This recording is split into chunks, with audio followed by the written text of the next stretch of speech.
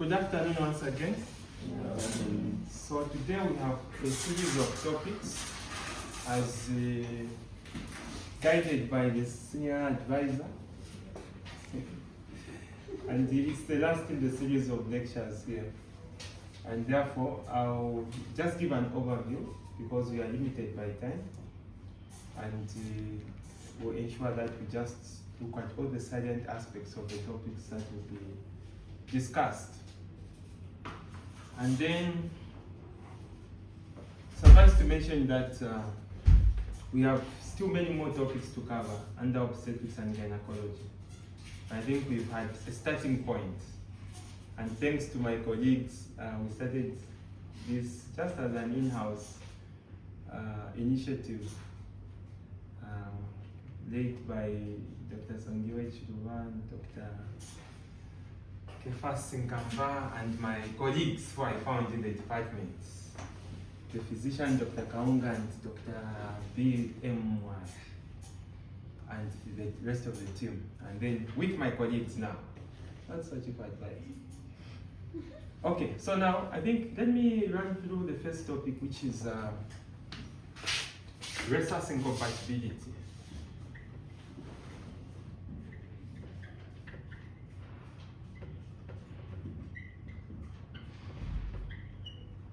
Now, I thought of highlighting this topic because it requires some explanation.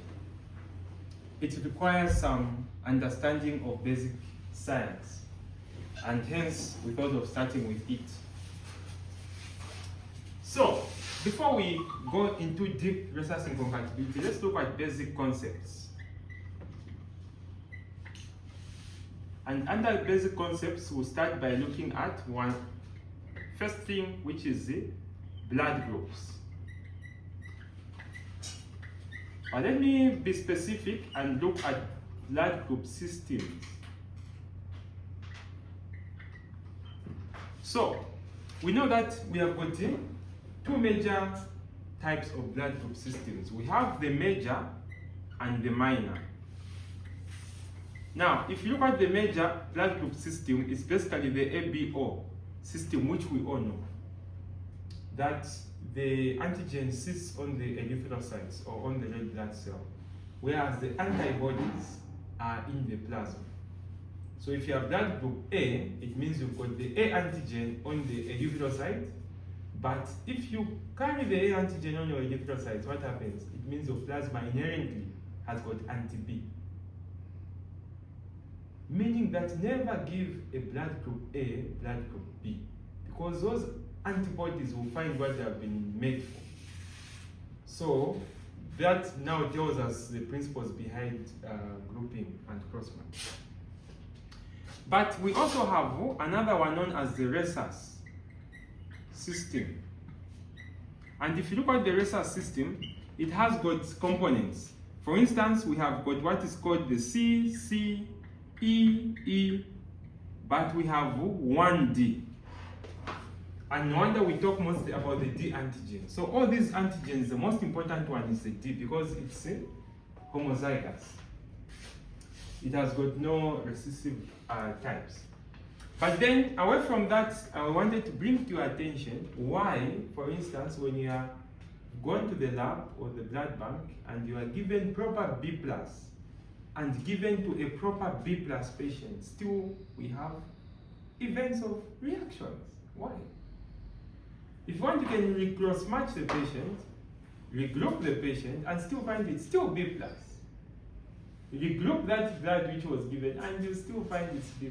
So now the question is, where is the reaction coming from? It must imply that there are other systems that probably we don't look for in our labs, unless if we did what is called extended grouping.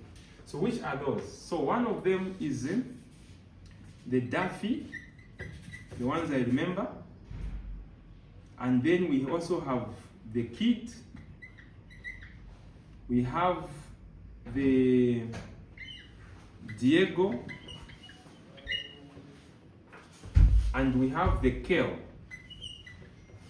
So these are some of the systems which are there. And again, under each system, there are specific antigens. Like I remember in the kids, you have something like the JK, the KO has got K, the Diago has got B, Y, I think A and B. This Daffy has got its own types of antigens. So you find that I think these ones are FYA and FYB. So you have several, but in most cases you find that we limit ourselves to the ABO and the RHESUS incompatibility system or RHESUS grouping. Away from that, anyway, this is boring. Let me go to something more practical. Let me remind you of, again under basic science, what is referred to as B-cell behavior. Because if you remember, B cells are forms of white blood cells, not so. And under B cells, what is so funny or specific about B cells is that the antigen is attacked directly. But for T cells, they don't attack the antigen or the germ in inverted commas directly. But they only recognize an antigen which has been presented in the context of major histocompatibility complex, be it +1 or +2. So now let me go specifically to B cell and not T cell in this case. So what happens is that, let's assume there is an antigen which is shaped like that. And let's call it D antigen. Meaning, where has this D antigen come from? It has come from the red blood cell. Meaning this person is probably B+. Now, this antigen goes in a mother that is RHESUS negative. Meaning that the mother has never seen D antigen before. So what will happen? This antigen cannot just be moving in plasma. It doesn't interfere like that. It will need to find a magnet to attach. So where is the magnet? So now, in the body, there are what are called B cells. So these B cells are aligned like that. Now, each B cell will have what are called arms. It's like we have an arm like that. This one has got an arm like that, an arm like that, and an arm like that. If you remember back from your basic science, this arm has got a name. These are basically the immunoglobulins. So it has got what's called the FC portion, which has got 2 disulfide bridges. And then we have the NC terminal. Now the NC terminal is what creates the variations, because like we have heavy and light chains. Now, one of it will have this shape. The other one will have maybe a shape like that. The other one will be rounded. The other one will be maybe this shape. You see? Now, these B cells have never been exposed to an antigen before. So they'll be given a name. They'll be called the naive B cells. Or some would call them the virgin B cells. So these naive B cells are many in the body. There are maybe 3 times 10 to the power 11. That's kind of billions, maybe up to 300 billion of them. So you are born with these B cells which have never been exposed to an antigen. Now what will happen is that this antigen will choose where to fit. So it will go and fit in here. Almost similar to what happens to enzyme metabolism or the science of enzymes, the allosteric sites and so on. So it will fit in a specific NC terminal. And then when this happens, what will happen is that this B cell will become activated. Now, what is responsible for activating the B cell? We have cytokines. I remember there's interleukin 4, interleukin 5, interleukin 6, and the BFF kind of cytokines. So what will happen is that this B cell, instead of just being one, what will happen? It will expand. So there will be many such B cells of this type. Even if they don't have an antigen, but they've increased in number.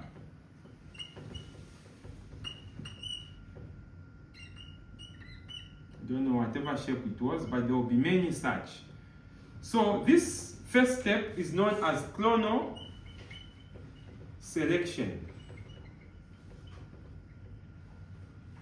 And this next part is known as clonal expansion.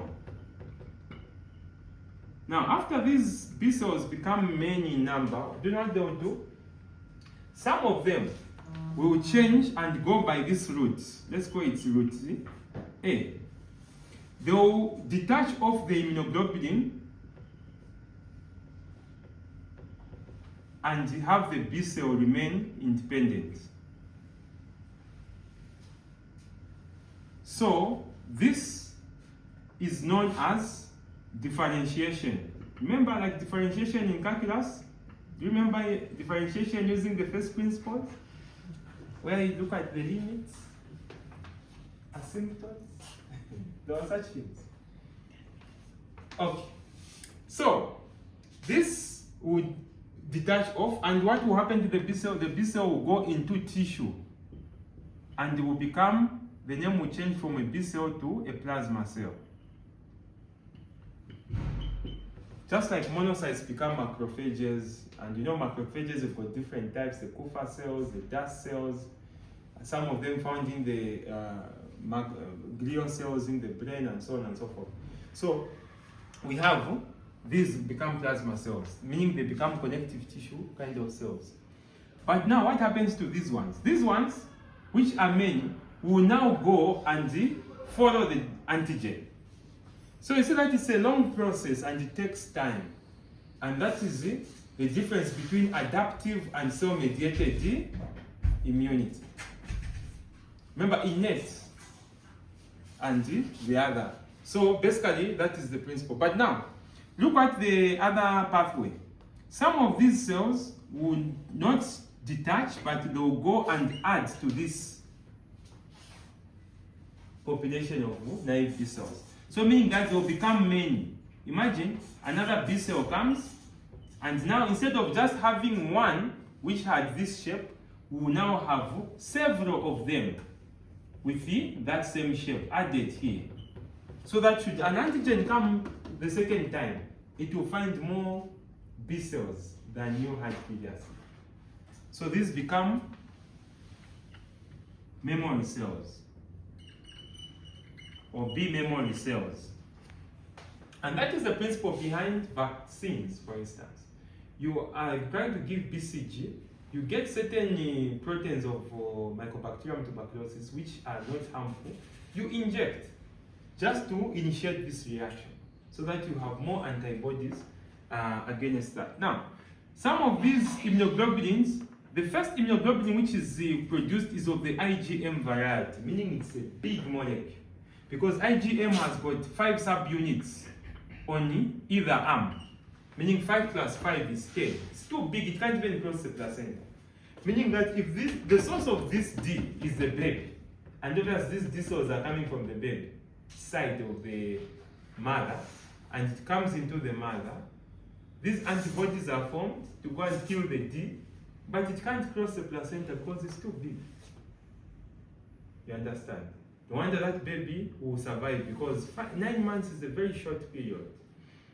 In which case, by the time these become many, you find the baby has already developed and has been born already. Now, the challenge which is there is that there is a principle known as the Ig switch.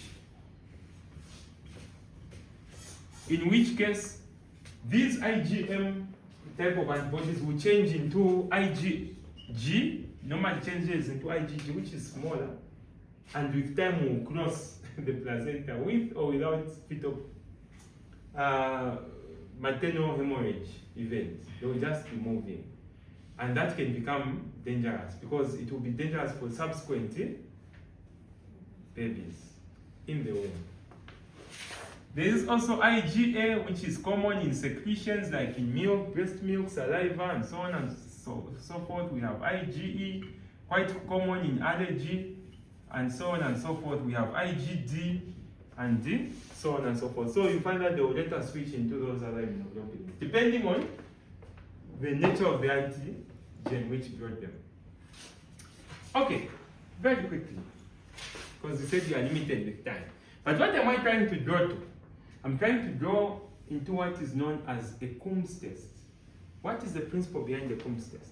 So, if you wanted to know whether somebody has these antibodies or not, don't forget that these antibodies or immunoglobulins will go and sit in plasma. Not on red blood cells, but it will be diluted in plasma. So, if it goes into plasma, what will happen? You get the blood of the mother. Okay? We are talking about an indirect Coombs test on the mother.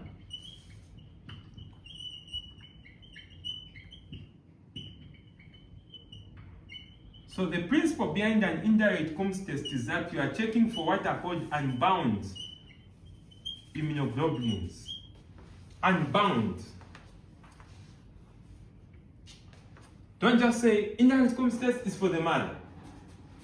We shall mark you heavily downwards because that's very, very superficialist. Saying indirect Coombs test aims at detecting unbound immunoglobulins in the mother. What do we mean? What we mean is that you collect blood from the mother. This is blood. You don't know whether the antibody is in there or not. So what do? You are going to centrifuge it. So you spin it so that the formed elements will go and sit down there. And then on top you have the plasma. So we have plasma, you have the formed elements, which are basically the cells. Then what do? After you do that, you are going to again continue the process by washing. Because what will happen is that you might still have some bit of cells attaching themselves to these immunoglobulins. So you are going to wash with the normal saline. You can wash maybe 3 to 4 times. And this is the principle behind what is called elution. So you wash the cells, and basically a similar principle to titers. I don't want to go in the lab work. Now, when you wash, what would have happened is that you will now remain with it. You just get the plasma itself, and you put the plasma, and then you have washed it. After you get this plasma, what do? You add O positive red cell concentrates. So you add red cells. So what you're trying to do, these red cells are in the lab. So what you're trying to do is you have isolated the plasma, which contains the IgG or IgM. Then you wash it so that there's nothing on those NC terminals. Then after that, what do? You incubate with the red blood cells, so that these unbound immunoglobulins will now have an antigen, because initially they did not have an antigen. When you have this complete equation like that, then what do next? You add the Coombs reagents. And when you add the Coombs reagents, there will be agglutination. And then you are going to say that no, this test is positive. So it is called indirect because you have to go through all this process. Now imagine if you got fetal blood, the baby is born. Those antibodies which on the mother have already gotten to the baby. What would have happened to the baby's blood? It already has this combination. So why can't you just get that blood and add Coombs reagent? So it makes it a direct from here. This is a direct Coombs, that is an indirect Coombs test. So if anything, if somebody was to say what makes a direct Coombs test, you are going to say that this one checks for bound immunoglobulins on the babies or whatever, whereas this one is on the mothers. So I just thought of highlighting the Coombs test. Now I can speed the process.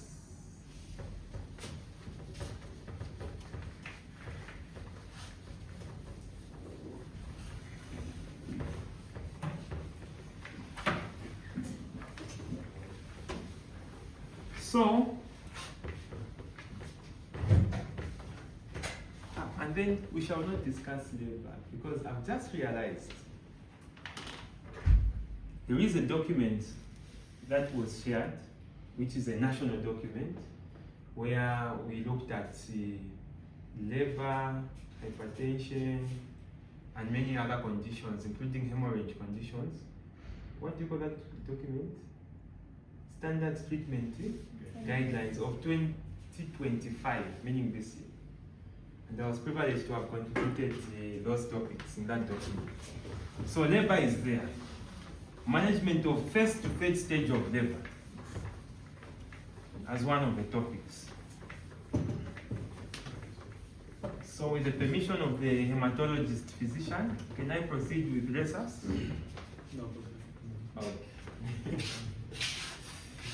Okay, so now let's look at, let me go down to simple things. I mean, I like simple things. Because I'm a midwife, I'm not like a physician like Dr. Mandama John.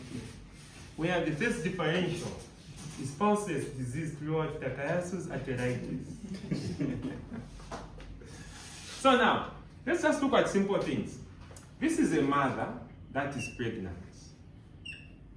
This mother is carrying a baby. So there's a placenta somewhere. There's an umbilical cord and this is a baby. Okay. My legs,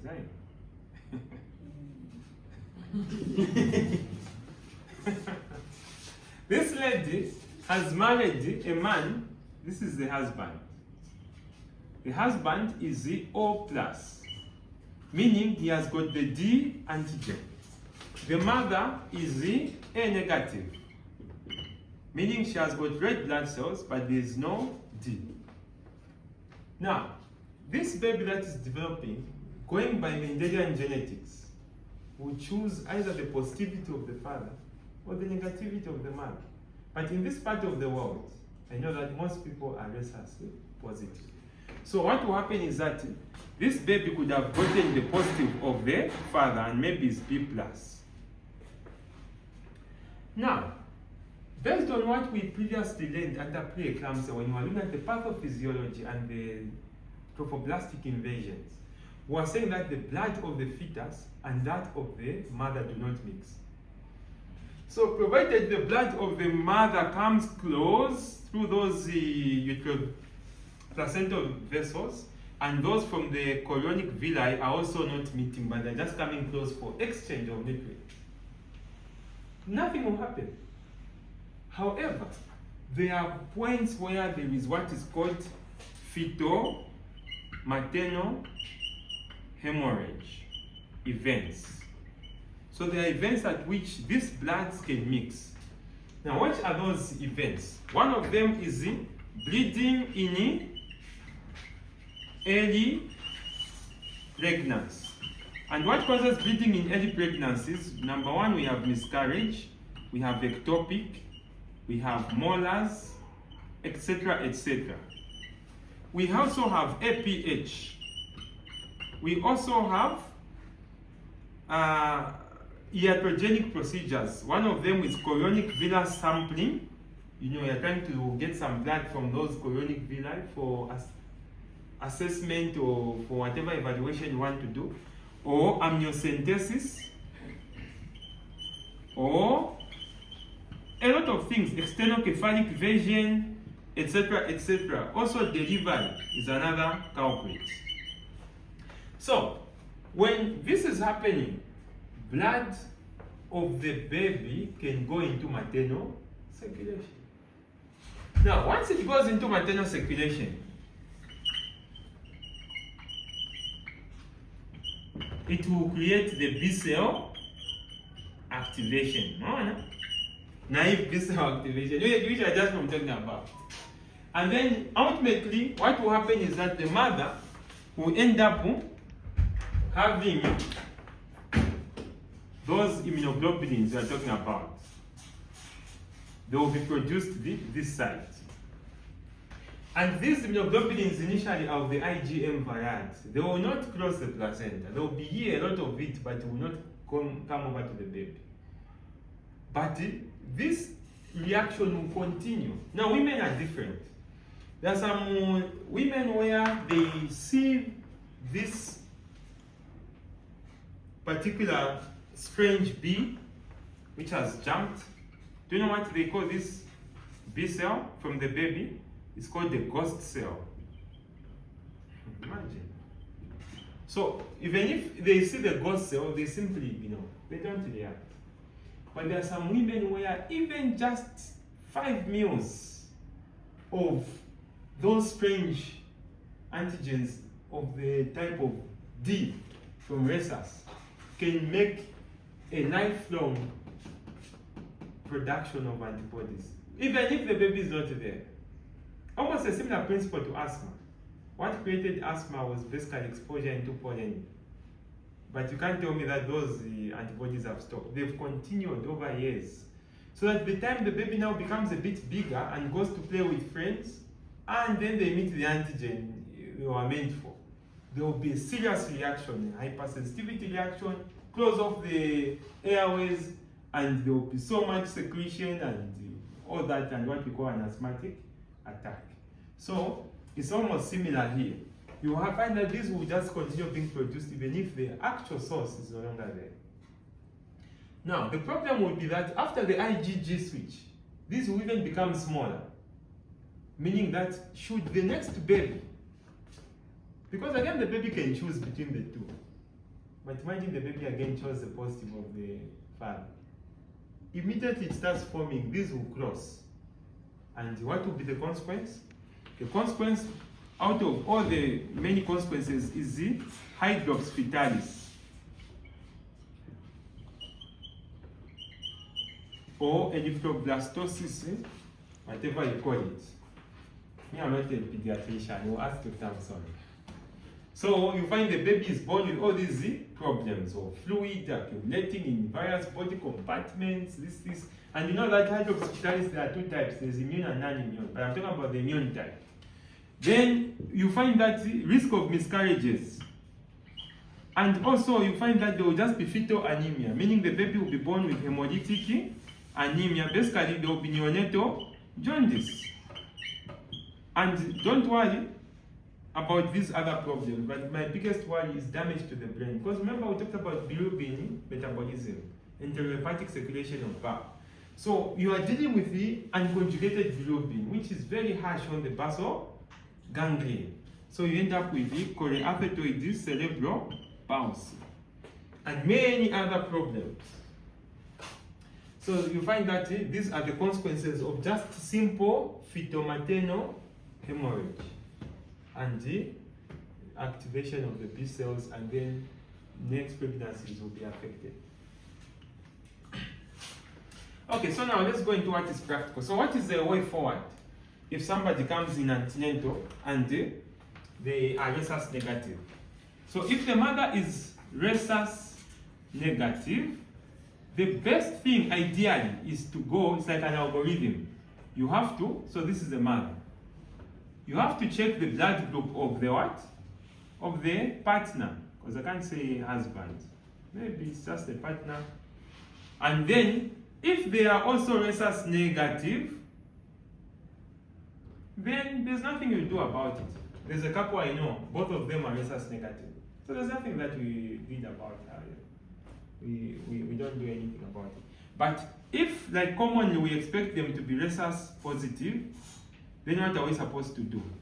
The next step we are supposed to do is to do an indirect Coombs test. Because we really want to know, has that blood gone to the mother and has it brought antibodies? The principle in a Coombs test is, has the mother developed the antibodies or not? That's what you want. So now, you collect blood from the mother, you take it to the lab, they do a Coombs test. Now, if the Coombs test comes out positive, then she does not qualify for anti-D administration. Remember the famous raw gum anti-D injection? Now, these ones we need to go on what is called the lynase chart, which I will talk about briefly. But if it comes out negative, the Coombs, then they qualify for anti-D. Now, what is the principle behind anti-D? Anti-D is an injection which is given to the mother.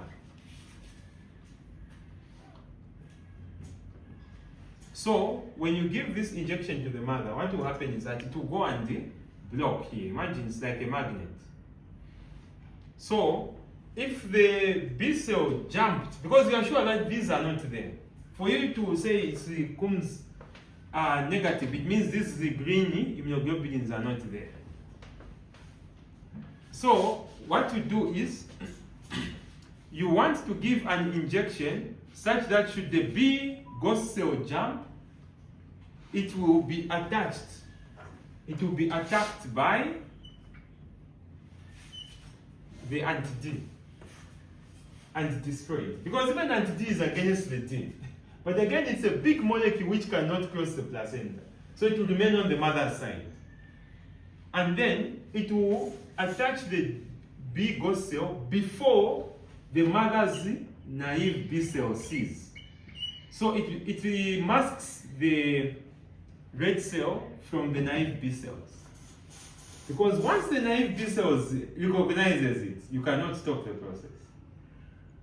So that's the principle under anti-D. And no wonder you find that anti-D is normally given after you have a miscarriage. You give some anti-D, ectopic, you give a small dose.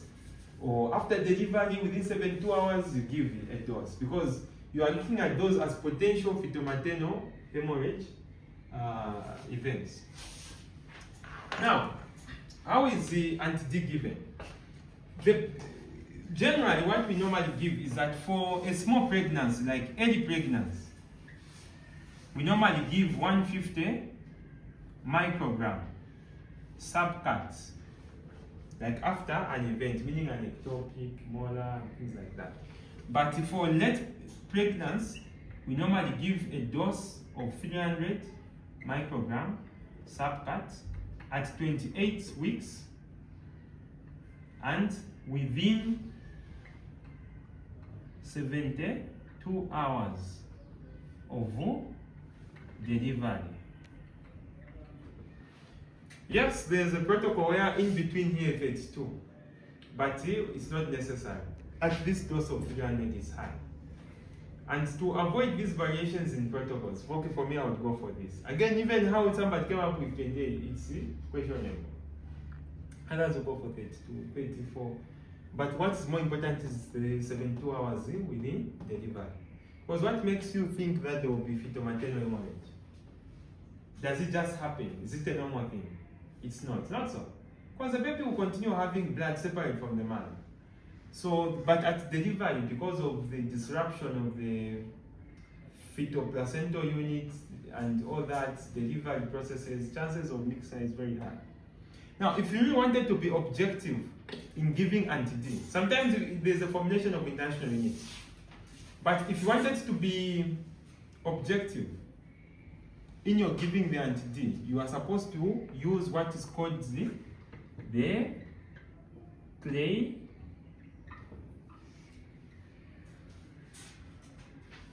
I want to remember the correct spelling. Okay, it's always difficult. Something like that. Pleura Betke's tests. So the principle behind this test is that, remember where we are coming from. These topics are connected. We said that fetal hemoglobin has got 2 alpha chains and 2 gamma chains. Whereas the adult hemoglobin on the mother has got the same 2 alpha chains, just like the baby, but it has got 2 beta chains. Now, if you look at the differences between gamma chains and beta chains, you'll find that fetal blood is resistant, it's stronger than maternal blood when it comes to withstanding acid and alkali. So let's assume we get hydrochloric acid and we pour on a mixture of blood where there is both adult, mother's blood and baby's blood. Because all of it will look red. So you won't be able to tell the difference. Say this is fetal side, this is maternal, they all look red. So how do you know that here in this blood there is both fetal and maternal red blood cells? So you subject that blood to hydrochloric acid, and then you find that all the maternal blood will disappear, will denature, and then the fetal cells will become exposed. And in that way, if you use the RHESUS test, you'll find that you can even count how many ghost cells are there and how much anti-D you need to use to deal with that hemorrhage event. It doesn't mean that the presence of ghost cells means that the antibodies are formed. Again, antibodies form slowly, as we shall see when we give a synopsis of the immune system. But you can use that to be more objective. But because we don't do the RHESUS test, in most cases we just guess. 300, 24, 600. But ideally you are supposed to calculate. Now there's another test known as the APT test. There's also what is called the Lambda slot. All these tests are similar to the RHESUS, but except they use alkali. RHESUS uses acid, and basically they are the same. Okay, so in conclusion, what do we do? Obviously, if this is the case of a negative Coombs test, you are happy because nothing has happened, you manage them like any other antenatal mother, and then they deliver. After they deliver, what are you supposed to do? It will be good for you to now check the blood group of the baby. Because imagine in all this, you don't know the blood group of the baby. You're just assuming that the baby is RHESUS positive. What if the baby is RHESUS negative? Unless we get to the technology where our friends have reached, which is known as the cell-free DNA. That is now almost a game changer at early diagnosis. And I know my colleagues here will do fertility medicine. And they will do all kinds of early diagnosis, even at 4 to 8 cell stage after fertilization. Like the pre-implantation gestational diagnosis. So you find that in that way we can know the blood group of the baby because of what is called the cell-free DNA, which is basically a test done on the side of the mother. Now, at this point, you can now confirm the baby's blood group. Now here it's the pediatricians. What else will they do? They will now do a direct Coombs test. They will do a direct Coombs test because now we want to know what is happening to the baby. Because the baby can come out B+. Then you want to be sure, are there inbound immunoglobulins? What else? You can do serum bilirubin, because you know that where there has been anything to do with the mixing of hemolytic reactions, bilirubin will rise. What else? And here you can do the total, and I don't know if it's direct. What else are you going to do? You are going to do what is called the immunological follow-up. But really, for one where the Coombs was negative, it's not necessary because really the baby is fine. But you can just do it as a baseline, just to be sure that this baby was not affected. Because if it was affected, then you need to follow up the baby. What if there is an element of brain damage due to issues to do with the basal ganglia? Okay, so basically that is it. Now, what about the positive situation where the baby is already sensitized? The mother has already developed these antibodies. What are you going to do? Now, again, when we have colleagues that will do fetal-maternal obstetric medicine, they will be the ones who will be coming to advise what to do. So the first thing that you do here is you set up a graph. So it's basically a graph of bilirubin concentration versus gestational age. So we know that when there is destruction of the red blood cells due to that antigen antibody contact, what will happen? Bilirubin will be produced, not so, in the blood of the fetus. Where will that bilirubin go? It will go to the liver. That's what you were teaching me that time. No, it will now move through some tubes, enter into the second part of the duodenum. No, while some of it will be deconjugated, what, and then they will find themselves in your kidney. Well, some of it will go back to the liver, but some of it will go to the kidney and be excreted as what? As urobilinogen. So it's like bilirubin is being excreted also. What makes where does that urine go? It becomes part of amniotic fluid. Now, it means you can use amniotic fluid as a means of knowing the level of hemolysis in the fetus. So you do an amniocentesis, then using what is called optic density, I think it's 450 nanometers, using spectrophotometry, you can now be able to say, okay, let's see what happens at 10 weeks, at 20 weeks, at 30, at 40 weeks. These are weeks. Then let's see the concentration of bilirubin in amniotic fluid. So you find that at 10 weeks, it is here. At 20 weeks, it is there. 30 weeks is there. 40 weeks is there. So the more the bilirubin is rising, the more danger to the baby also. So you find that this chart has got zones. So the original zones had something like that. And the one, so there's like a low zone, a mid zone, but the mid zone also had a mid low and a mid high. And then we had the high zone. So meaning that if you are hitting into these zones as the baby is developing, that's very dangerous.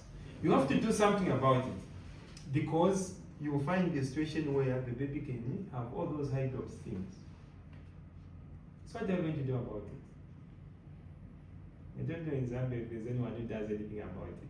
In most cases, they would consult some of us, like me, I'm a pastor and also aspiring priest.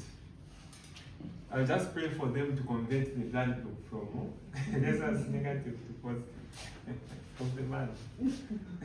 But you were supposed to do fitomateno. I think who's going to do fitomateno? Dr. Tem.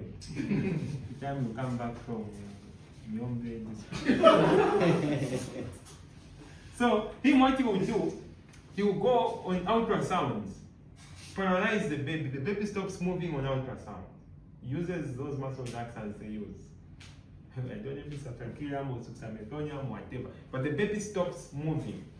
Then you will introduce props, either into the baby's umbilical arteries or whichever source, ductus venosus, and remove the blood, almost like what we do at hemodialysis. Remove the blood from the baby and replace it with what are called irradiated or negative packed cells.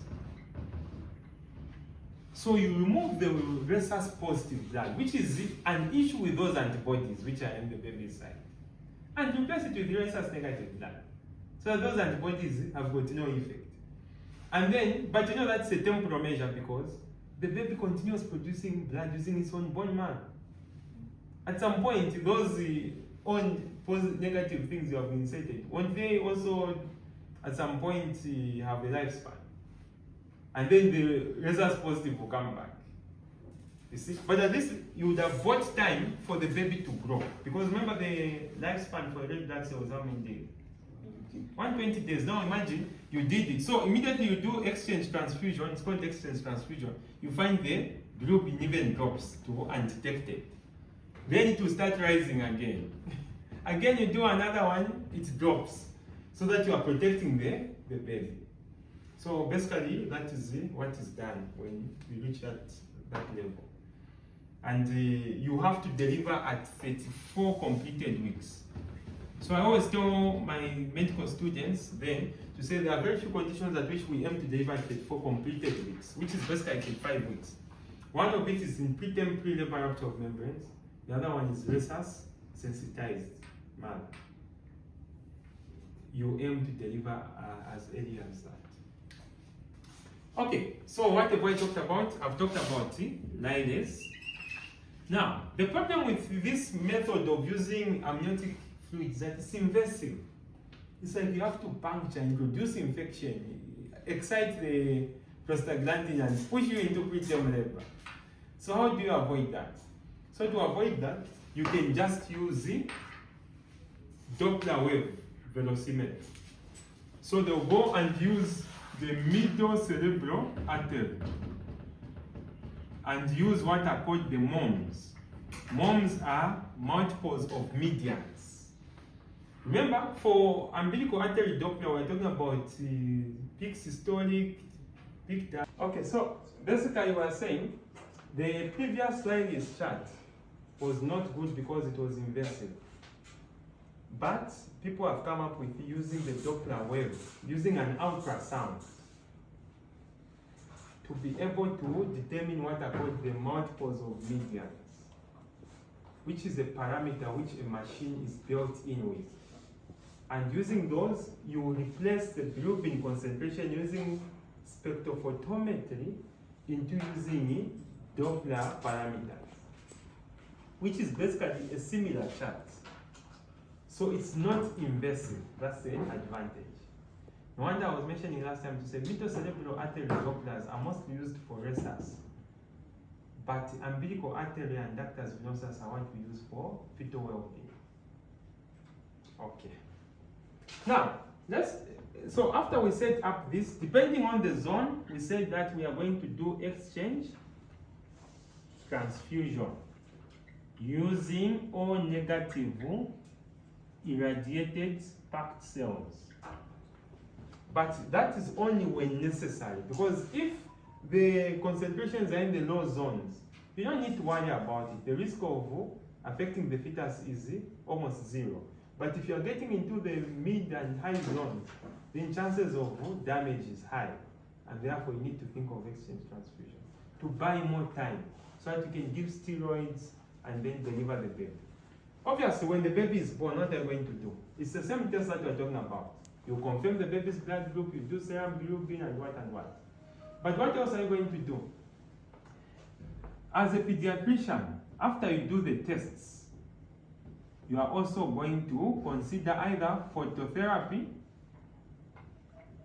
depending on the level of bilirubin, or you can still do exchange transfusion.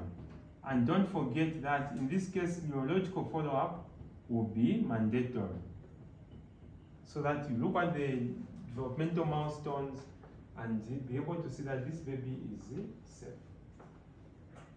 So, in conclusion, on this issue, let us just check all the mother's blood group.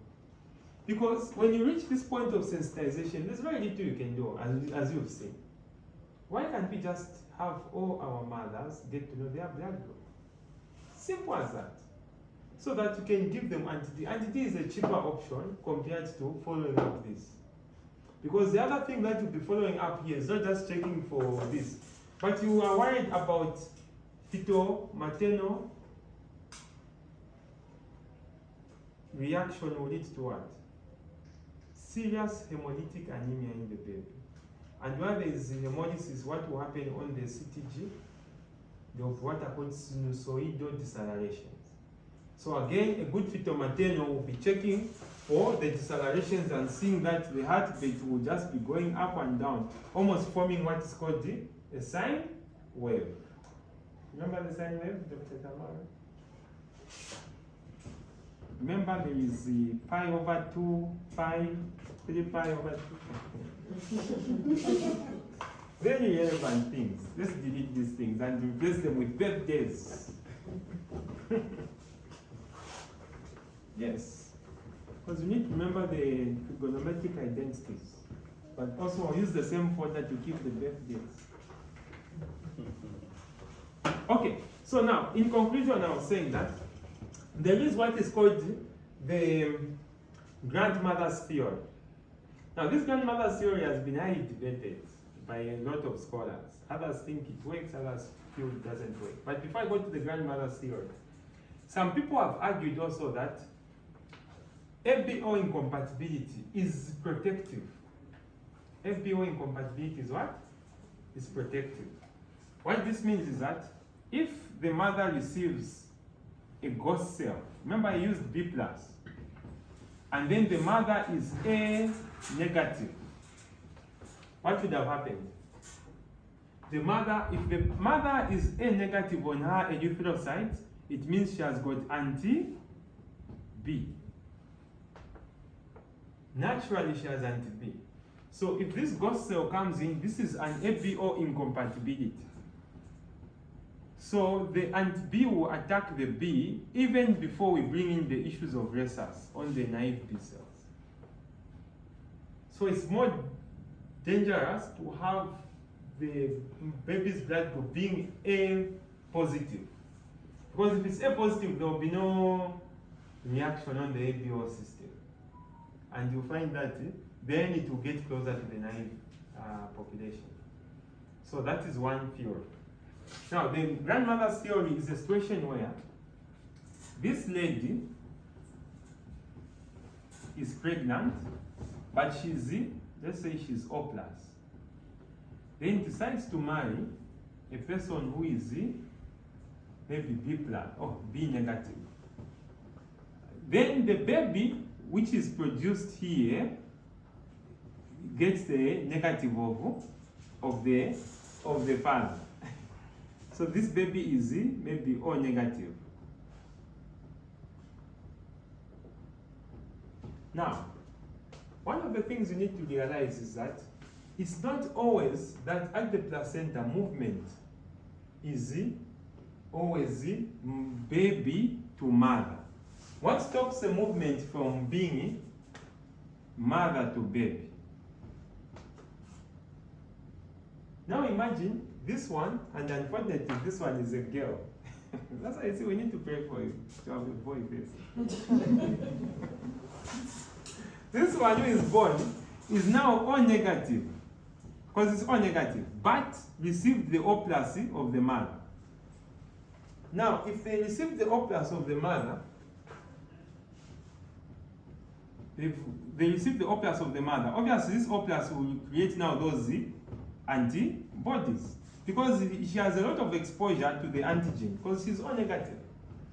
So she's gotten the RHESUS positive of the mother, and now they've created the reaction. Now, this lady grows and doesn't pass through me and decides to marry a person like me. Dr. Munir or Dr. Munir, both any of the two, without my consultation, marries a man who is B+, like these people have mentioned.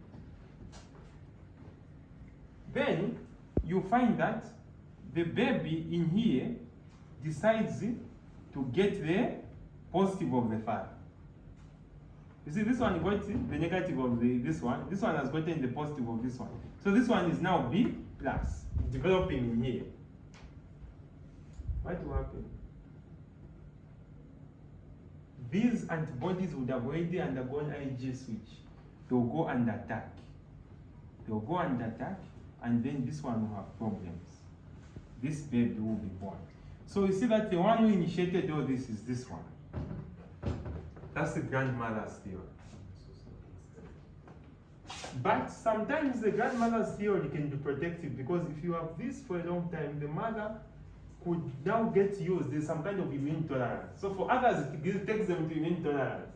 Others, it creates a problem where the firstborn is affected by RHESUS.